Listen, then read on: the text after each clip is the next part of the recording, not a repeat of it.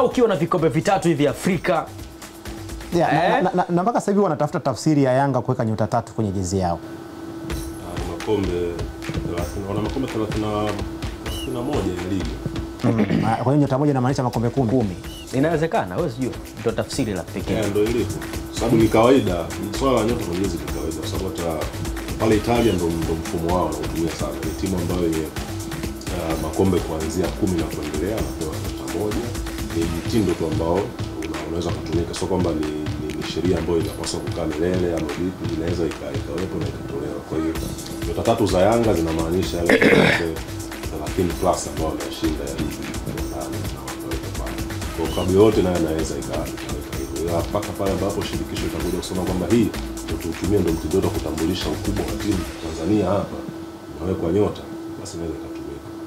Lakini msio na pressure kuhusu nyota. Lakini kiukweli ni kwamba Dar es Salaam Young Africans katika soka la Afrika kwa upande wa mafanikio wanabaki kuwa ni wakubwa zaidi katika ukanda huu wa Afrika Mashariki. Na sasa inategemea na namna ambavyo mwandishi alipomuuliza huyo mchezaji hiyo swali. Mimi ni hicho kipande kinajitosheleza. Unaweza kuwa unauliza swali jingine lakini kwenye maelezo yako ukaweka hiyo statement. Ni statement ambayo inajitosheleza tu.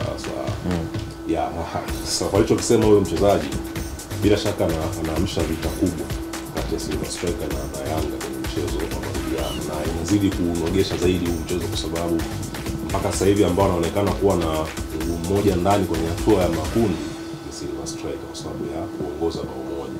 Lakini kwenye makaratasi na rekodi ya Yanga katika mechi za kama hizi unaona Yanga pia nao bado wana nafasi ya kuindua meza ya matokeo na wakaandikisha ushindi katika mchezo hapa nyumbani.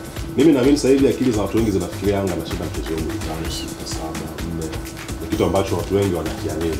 Lakini hata katika matokeo Yanga kushinda goli moja, magoli 2, ama goli 2-1, ama 3-1, ama 3-2, bado kuna mazingira ambayo yatasababisha pia mchezo uendelee kuwa ni mgumu zaidi ama kuwa na challenge kubwa zaidi kwa pande yote, ni Silver Striker na Dar es Salaam Young Africans.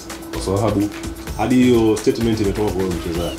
Pia kumbuka kuna kauli ambayo ilitolewa na afisa habari wa Dar es Salaam Young Africans hivi karibuni tulijua na habari kwamba huo mchezo unaokuja Silver Striker wajiandae. Kila mchezaji wa Yanga ameandaliwa kupambana kama yuko kwenye uwanja wa vita hiyo siku.